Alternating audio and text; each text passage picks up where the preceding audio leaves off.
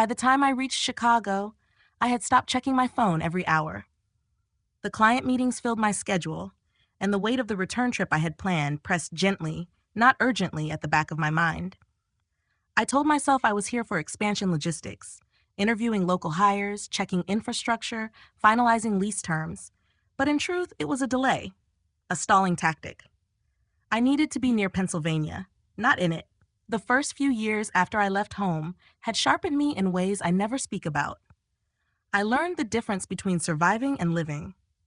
I rented a mattress in a shared room above a laundromat where the heater clanged all night and the pipes screamed when you flushed.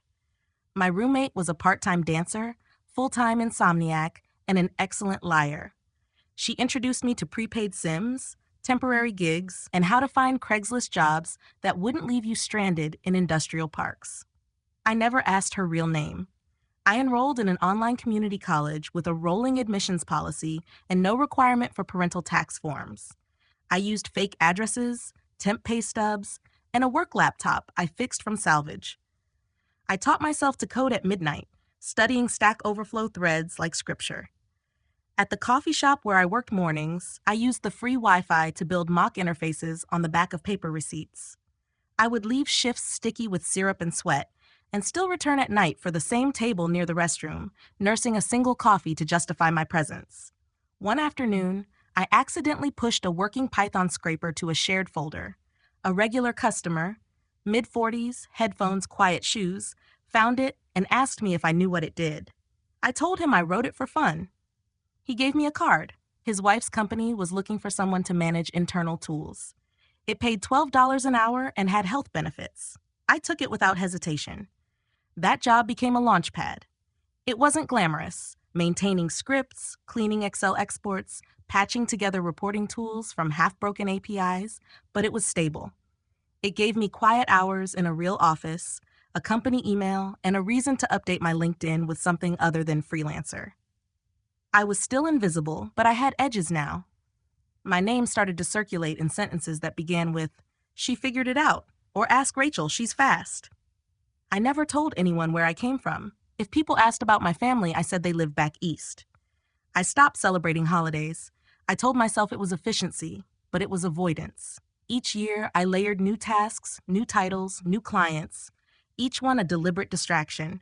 I chased certifications like armor, and I worked holidays like it proved something. Maybe it did.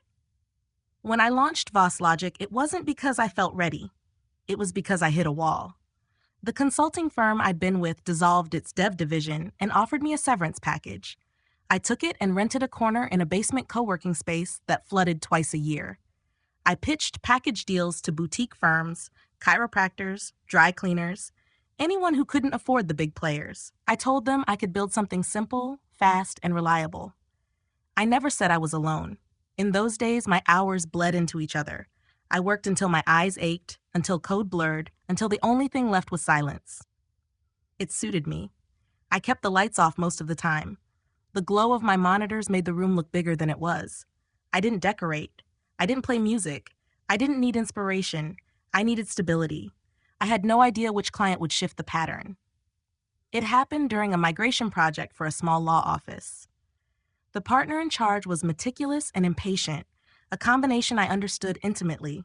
She offered referrals after I delivered a full CMS transition in under a week. Those referrals brought contracts. The contracts brought revenue.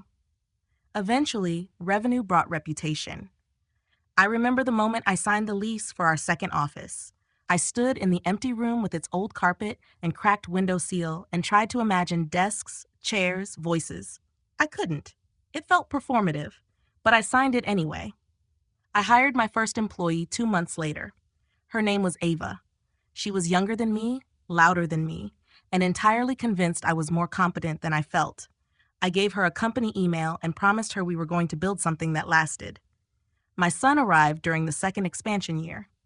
His father, Daniel, was thoughtful, steady, and almost impossible to read in conflict. He had a quiet center that unsettled people who relied on drama to feel alive. I never told him much about my family, only that they lived far and didn't ask about me. He didn't press. When I handed him the pregnancy test, he looked at it for a long time before asking if I was okay. I told him I was fine. He said, "Then we're fine." We weren't always. Parenthood rearranged the scaffolding of my days. We took turns, him at his practice, me at the office, both of us in survival mode. I installed a crib in my office's supply closet. I took calls while feeding. I wrote contracts with one hand and held a teething ring with the other. I returned to work 2 weeks after giving birth. I told myself it was necessary. Maybe it was. As my son grew, so did the firm. We moved into better offices, hired more staff. I let Ava handle onboarding. I approved proposals without needing to edit every word. I got used to seeing my name on things, plaques, invoices, LinkedIn posts. It stopped surprising me. But it never felt permanent. Then last winter, during our year-end strategy retreat, my operations lead mentioned the East Coast, a growing market, less competition. I listened, nodded, and wrote PA in the margin of my notes. I told myself it was just analysis. It wasn't. 2 months later, a message arrived in my inbox. It was short. From a cousin I barely remembered. She said she thought I should know that my father had undergone bypass surgery. He had survived. There was no request for contact, just a clinical note, a fact passed along. I read the email 3 times before deleting it. Then I retrieved it and archived it in a folder named Unresolved. That week, I looked up flights to Harrisburg. I didn't book any, but I started to watch weather patterns for central Pennsylvania. I checked real estate listings. I reviewed regional talent pools, all under the premise of expansion. Eventually, I scheduled the trip. I told the team I wanted to oversee our Eastern Branch launch in person. No one questioned me. I set the itinerary, booked a suite, arranged on-site visits. I packed extra clothes for my son, added books for the flight, printed hard copies of the pitch deck, then added them again to my tablet, just in case. The night before we left, I sat in my living room, watching my son build a tower of wooden blocks. I noticed his concentration, the way he tilted his head slightly before choosing each piece, the care he took, the silence. It reminded me of someone. I didn't stop him. I let the tower grow taller, knowing it would fall eventually. Some things are meant to collapse before they can be rebuilt. The morning of the flight, I woke up before the alarm. The house was quiet, the city still dim beyond the windows. I moved through my usual routine without needing to think. Shower, black shirt, gray blazer, protein bar in one hand while sorting final emails on the other. My son stirred only when I zipped the luggage closed. He didn't complain. He rarely did. I'd raised him to adapt quickly, to understand movement without protest. He asked if we were going to a new office. I said yes. That was true. At the airport, I answered Slack messages with one hand and kept the other on the handle of his small rolling suitcase. The gate agent recognized the logo on my laptop sleeve and asked if I was with Voss Logic. I nodded. She complimented our last campaign. I said thank you and returned to reviewing competitor positioning reports. I didn't correct her when she called me marketing director. It wasn't the time. The plane was on schedule. I chose the aisle seat and let my son sit by the window. He watched the runway with wide eyes while I read and reread the same page of a case study I had already annotated twice. The air was cold, but I didn't adjust the vent. There was a stiffness in my back I couldn't stretch away. The descent was smooth, uneventful. We landed early. I took that as a good sign. At baggage claim, the carousel creaked. My son held my hand without being told. He was wearing a navy jacket with a missing button I hadn't bothered to replace. A detail I would usually fix. Not this week. The rental car was ready. I had reserved it under my legal name, but listed the company as payee. Corporate, but personal. Efficient, but direct. I drove slowly through streets that felt half familiar, halved by time and distance. The GPS guided us past places I used to recognize, though their names had changed. I noticed a new development where the old bank had been. A dollar store in the place of the diner where I once left a resume no one called back about. My son asked if we were close. I told him yes. The hotel suite was too large for 2 people. I had requested a corner unit on a high floor with 2 separate rooms and a kitchenette. The windows overlooked the river. I unpacked deliberately. 2 suits, 1 black dress, 3 sets of neutral blouses. My son's clothes went into the drawers, alphabetically labeled by the hotel staff. I didn't use the laundry service. I preferred to wash things myself. In the evening, I checked the client list again. Technically, I had meetings scheduled with 2 local businesses. a hardware supplier, and a tax law firm. Neither particularly urgent, neither requiring in-person attention. I sent polite reschedules and spent the rest of the night reviewing recruitment metrics. My son played quietly with a set of magnetic tiles on the floor. He built towers, knocked them down, rebuilt. I didn't intervene. I went to bed early, but didn't sleep. I lay still, facing the ceiling, counting the seconds between HVAC clicks. I didn't reach for my phone. I didn't draft any messages. The stillness wasn't uncomfortable. It was intentional. The next morning, I dressed my son in a shirt with buttons and combed his hair flat. He squirmed, less than usual. I wore the gray coat I only bring to quarterly reviews. I skipped makeup. I didn't need to mask anything. We ate in the hotel lobby. Oatmeal for him, coffee for me. The server asked if we were traveling for business or family. I said both. She smiled in that way people do when they're not sure if they've intruded. The drive to the old neighborhood took 12 minutes. I had timed it the night before. I didn't use GPS. The turns were already mapped in my head. My hands knew the wheel. My foot knew the brake near the uneven light on 5th and Auburn. The speed limit had dropped by 5 miles per hour since I'd last been there. I obeyed it. The house came into view gradually, not dramatically. The siding had faded, the gutter sagged slightly, but the shape was the same. There were still planters on the porch. No flowers, just soil. The steps creaked when I parked. My son asked if this was the right place. I said it was. We didn't get out immediately. I adjusted my coat, checked his collar, looked at the house number even though I already knew it. Then I unbuckled his seatbelt and stepped onto the sidewalk. The cold bit at my jawline. I didn't flinch. He followed without question. I pressed the doorbell once. A melody played, the same chime from over a decade ago. Westminster notes slightly delayed. The sound carried through the wood. I waited. My son stood behind me, fingers curled around my coat hem. The door opened slower than I expected. A pause, a shadow, then a face. Older, paler, still familiar. Eyes that didn't know how to look at me yet, lips that parted but said nothing. I inclined my head slightly. My son stepped to my side. He didn't say a word. We were invited in. The hallway smelled of furniture polish and something faintly sour. The rugs hadn't changed. The wallpaper still bore the same floral print. My shoes made no sound on the floor. My son was handed juice.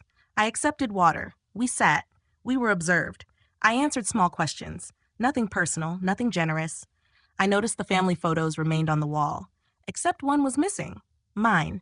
It had hung near the staircase, a school portrait in a blue sweater. The hook was still there, empty. I didn't ask.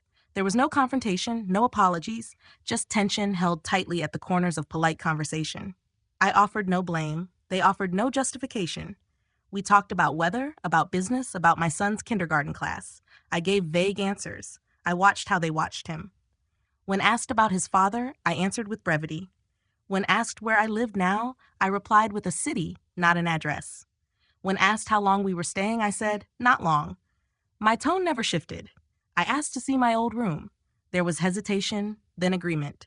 The door creaked. The sign I'd taped to it as a teenager had curled at the edges but remained. Inside, everything was exactly as it had been. Books, bedspread, desk lamp, even a dried flower pressed between 2 pages of a notebook. The glass of water on the nightstand had dust on the rim. I didn't touch anything. Back downstairs, I watched my son play with a porcelain paperweight shaped like a lighthouse. He turned it in his hand with quiet focus. No one told him to be careful. That surprised me. Before we left, I said we had plans. There was no argument, no protest. We walked out with the same quiet we entered. My son asked if we would come back tomorrow. I said maybe. That night, I revised my calendar. I added one meeting. I marked it private. I didn't send an invite. I sat at the desk in the hotel room, fingers resting on the keyboard, not typing. I looked at the outline of the plan I had drawn up months ago. I didn't change it. I didn't need to. Everything was unfolding on time. The morning I walked into the building on Cumberland Avenue, the air was crisp and dry. The kind that clings to your coat collar and dries out your lips before you reach the entrance. I had timed everything precisely, down to the minute the first executive would arrive, the rhythm of the office before it filled with chatter, the exact moment silence could still be useful. The sky was a clear, indifferent blue. The wind carried nothing. The front desk attendant recognized me immediately. She smiled and buzzed me in without asking questions. I nodded in return, said nothing, walked past the lounge with the glass wall and automatic espresso machine that only worked when it wanted to. I rode the elevator alone. There were no delays. At the 6th floor, the hallway smelled faintly of printer toner and polished tile. The lights flickered once as they always did when the heating cycled on. I stepped into the suite marked for our new regional branch. Doors freshly installed, office chairs still wrapped in plastic. Our logo had already been applied to the frosted glass. It looked clean, assertive, and temporary. I set my bag on the counter. The operations coordinator was already at her desk, scanning through her tablet, unaware. When she looked up, her expression tightened by just a fraction. I asked for the update on the vendor contracts. She hesitated before handing over the file. I skimmed it. Everything was as expected. I approved the allocations with a single mark. She watched me, waiting for something. I offered none. At 10:07 a.m., I attended a scheduled walkthrough with the property team. We reviewed compliance signage and sprinkler locations. They made comments about code requirements and tenant responsibilities. I nodded when appropriate. Nothing about me suggested urgency. I asked about the availability of storage space in the sub-basement. They gave me a key card. I pocketed it without a word. By noon, the regional leads had gathered for the onboarding lunch. I sat at the head of the table. My son had stayed behind with Daniel, who had flown in the night before. I had briefed him with short, controlled sentences. He didn't ask questions. We understood each other in that way. He occupied the other suite during my meetings, keeping the boy fed and distracted. From the restaurant across the street, I could see them through the tinted window. The lunch was predictable. Polite conversation, nervous laughter, declarations of alignment with mission and values. I responded with nods and vague affirmations. When asked about growth projections, I referenced national trends and infrastructure budgets. When asked about the personal reason for choosing this location, I answered with a summary about regional opportunity and hiring diversity. No one pressed further. At 3:15 p.m., I returned to the hotel suite. My son was asleep on the couch, a half-finished juice box beside him. Daniel sat near the window, eyes following the skyline. I changed into a black wool coat, brushed my hair back, reapplied lip balm. I took nothing else with me. The drive was uneventful. The roads were dry. I passed landmarks from my childhood, the playground with the broken swing, the hardware store that no longer sold tools, the stone church with the crooked bell. I didn't look directly at them. They had nothing to offer me now. The house stood quiet. No car in the driveway. The mailbox leaned slightly forward. I parked one space away, left the engine running for a moment before switching it off. I sat with my hands resting on the steering wheel. Not clenched, not shaking, just still. I knocked once. There was a pause long enough for wind to pass across the yard and back again. The door opened. My father stood there in the same cardigan he had worn 2 days earlier. His face moved through several expressions before settling into blankness. My mother's voice called from somewhere inside. I was invited in. The living room had been tidied. The crystal figurines had been moved. A teacup rested on a coaster. The television was off. I stood near the bookshelf and waited. My mother appeared seconds later, smoothing her sleeves as she entered. Her hair had been set. She wore pearl earrings. Her posture straightened when she saw me. She didn't speak. I handed over a sealed folder. Inside was the official announcement of Voss Logic's new regional headquarters. A letter addressed to the community, printed on thick stock, signed by me. There was a press release, a copy of the job postings, a timeline of projected impact on the local economy. At the bottom was a list of early hires, including one offer of employment, already signed, made to a man with decades of financial experience. My father's name sat beside the title, Director of Client Development. My mother did not sit down. The silence in the room stretched thin. I watched her hands tighten at her sides, then release. She moved slowly toward the fireplace, picking up a ceramic bowl and setting it back down again without reason. My father looked at the documents without opening them. His breathing was shallow but steady. Then the phone began to ring. It was the landline, the one I had used to call school during snow days, the one I had heard arguments over long ago. It rang again. My mother answered. Her voice was composed, formal. She listened.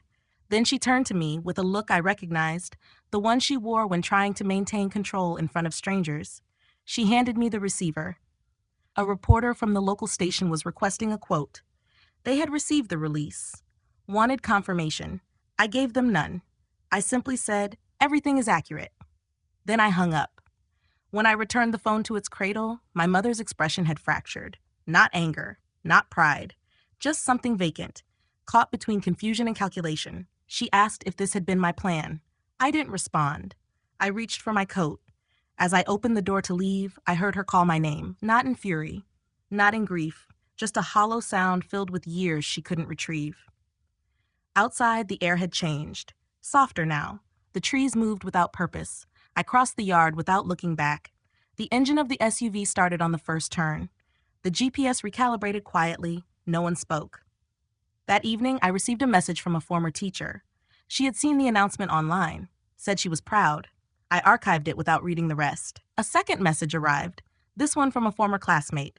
Congratulatory. Curious. I didn't reply. In the hotel suite, my son built towers again. Daniel handed me a cup of tea without asking what had happened. He never needed details. The headlines came the next morning. Local coverage, regional mention, 2 interviews requested, an invitation from the Chamber of Commerce, a tentative email from a long-dormant family contact asking if I'd consider lunch next week. The shift had begun, quiet, unstoppable. I answered nothing. I just watched. A week passed before I returned to the office on Cumberland Avenue. The space had settled into itself, desks occupied, phones ringing softly, the scent of cardboard fading from the air. The break room bore signs of personality now. A handwritten note on the fridge, someone's mug with a chipped rim, a plant already half dying from neglect or overcare. The rhythm had begun to root itself. The regional staff moved with more confidence. Their greetings carried ease. The initial stiffness was gone, replaced by that quiet sense of belonging that emerges when people realize they're not being watched, only trusted. My presence didn't create a pause anymore. That in itself was a kind of relief. Ava had flown in from Denver to help with the system integrations. She moved through the rooms like she belonged to them. She did. She asked smart questions, didn't fill silence unnecessarily, and wore the Voss Logic name like it meant something because she had helped shape it. I let her lead most of the afternoon sessions.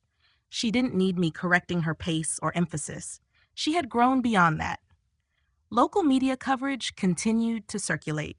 I didn't monitor the mentions closely, but they made their way to me. A clipped article taped to the elevator wall. A folded magazine left on my desk by someone who didn't sign their name. I saw my face printed beside words like renewal and homegrown innovation. The phrases felt external, distant. Someone else's attempt to label something they could only observe. I left the papers where they were. The Chamber of Commerce sent a formal invitation to their winter luncheon. The envelope was heavy, the print embossed. I hadn't attended an event like that in years, not since the early days when I still thought visibility required presence. But this time I RSVP'd. I selected a seat in the middle, not the front. The name tag read Rachel Lynn, founder Voss Logic. There was no title beneath. None was needed. The event itself unfolded as expected. Speeches, applause, polite laughter, clinking glassware. Someone mentioned the job numbers again, how our office had created more positions than any new arrival in the last 2 quarters. I nodded, smiled when cameras turned, but said little. I accepted compliments as one might accept rain, neither welcoming nor resisting it, only acknowledging that it falls. At some point, I was handed a plaque. It was heavier than it looked. The presenter stumbled slightly over the name of my company, then corrected herself. I held it with both hands, not for the photo, but to register the weight. I placed it on the table beside me and continued listening as if nothing had shifted.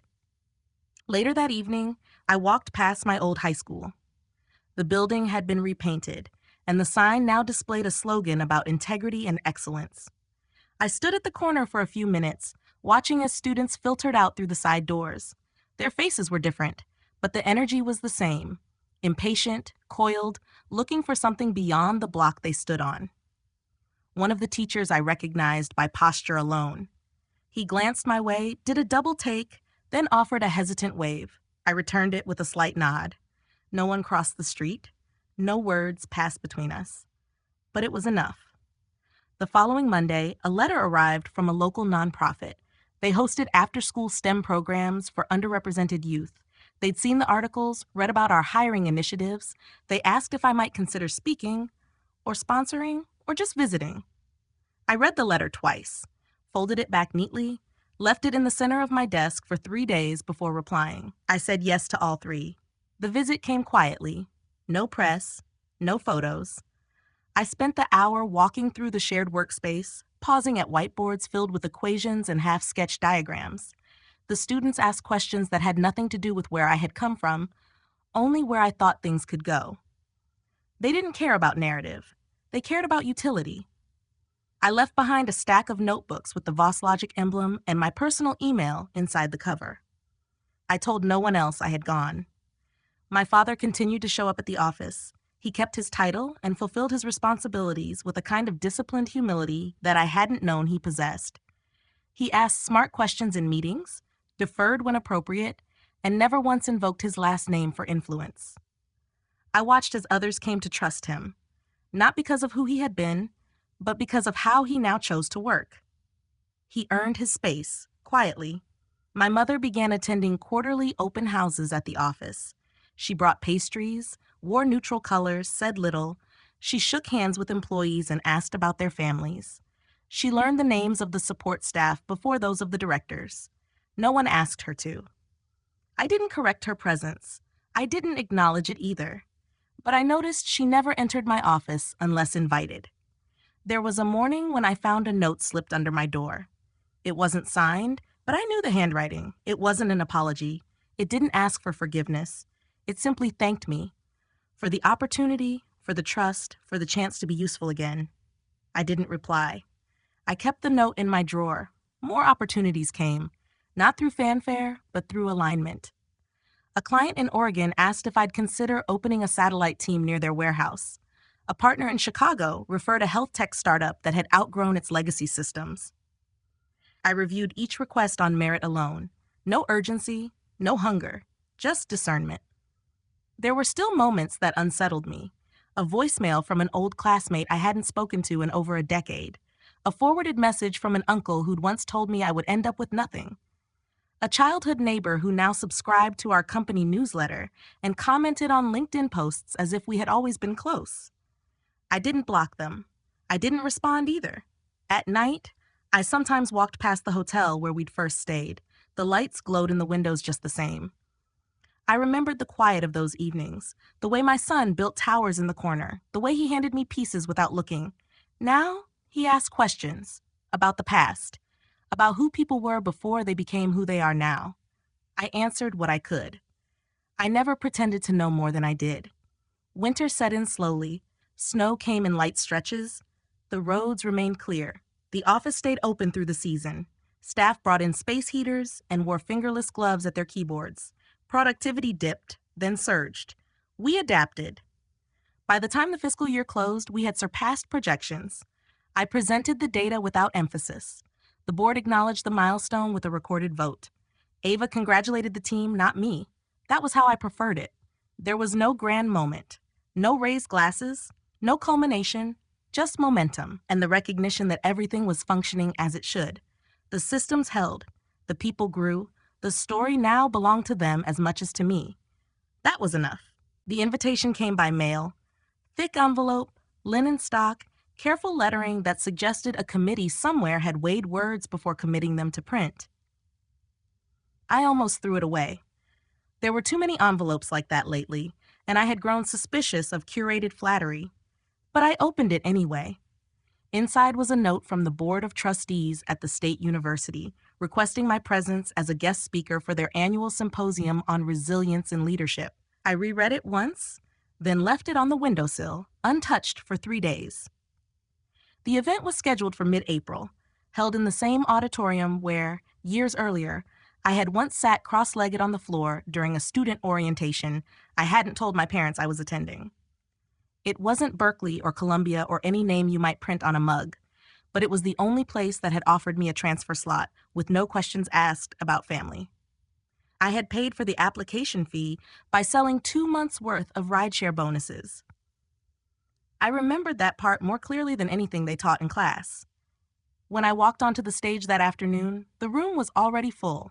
Not packed, but full enough that I registered the stillness. No one fidgeted. No one whispered. The lights above were too bright, but I didn't squint. I stood behind the podium for a few seconds longer than necessary before I spoke. There was no script. I had brought one, folded in my coat pocket, but it stayed there. I told a story. Not all of it. Not the worst parts. Just enough to show shape. I spoke about building something when there's nothing. About holding your name quietly until it grows strong enough to stand on documents, bank accounts, corner doors. I mentioned mistakes, not to dramatize them, but to ground the arc. I left space between sentences, let silence speak where details didn't matter. I didn't look for reactions. That wasn't why I was there. Afterward, there was a pause before applause, not hesitation, more like absorption. Then hands came together and I stepped away from the microphone. A faculty member thanked me. A student asked for the name of the first book that made me want to learn something I didn't think I could. I answered. Another asked how I handled the early years when everything felt precarious. I told him I learned to make peace with uncertainty before I tried to control it. Later, during the small reception, someone approached me with a folded program and asked for a signature. Another asked for advice. One mentioned they had seen our office in town and thought it looked intentional. I liked that word. Not fancy, not over-designed, just deliberate. I left before the wine ran out.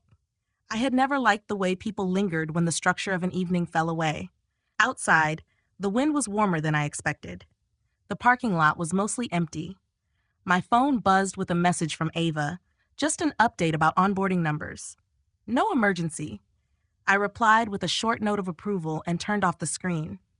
At home, my son had drawn a picture on the kitchen chalkboard, a house with 4 windows and 3 figures holding what might have been balloons or briefcases. He pointed to the tallest figure and said it was me. I didn't correct him. Daniel had made tea. He didn't ask how the talk had gone. He never needed to. The quiet between us had become its own kind of language, less about questions, more about awareness. We sat for a while, no television, no music, just the hum of the heater and the weight of accumulated hours. In the weeks that followed, more messages came. A podcast request, an op-ed proposal. A classmate I hadn't heard from since junior year asked if I'd be attending the reunion. I said maybe. I didn't feel the need to explain why I'd been absent. They could piece it together if they cared to. There were still moments, brief, sharp, uninvited, when old phrases returned. Accusations dressed as advice, warnings disguised as love. I let them pass. They no longer rooted. They had become echoes in a language I no longer used. My mother sent a letter, not long, not emotional, just handwritten, which surprised me. She asked how the boy was doing in school, mentioned a book she'd read about women in tech, said the daffodils had started blooming again in front of the house. I placed the letter in the back of my drawer. I didn't write back. Not yet. Recognition has never been the point, but it has a way of arriving when it no longer feels necessary. I had built a life that no longer required proving. The numbers, the offices, the photographs, none of it carried the weight that silence once had. And yet, they stayed. Reminders, maybe, of where effort had gone. I didn't celebrate, but I paused. There's something about reaching a place you once imagined only in fragments. Not triumphant, not vindicated, just steady. A quiet knowing that you held the line long enough for it to hold you back. And maybe that's what justice looks like in the end. Not a reversal, not applause, but the calm that comes when you realize you didn't become what they feared. You became yourself. Sometimes the justice we seek doesn't arrive with applause or headlines. It comes quietly, through a door we built ourselves, with hands no one thought capable.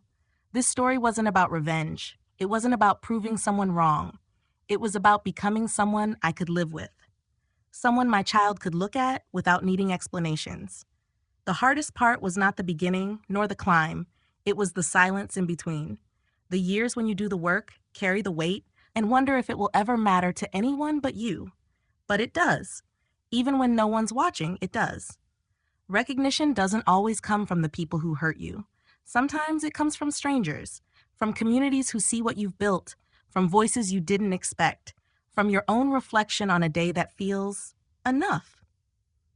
We don't always get to rewrite the past, but we can choose how it shapes what comes next. And maybe that's what fairness really looks like, not a clean reversal, but the ability to walk forward with your name, your choices, and your dignity intact. If you've ever carried the weight of being underestimated, of being dismissed, of being told your path was a mistake, what did you do with it? And more importantly, what did it teach you about who you are?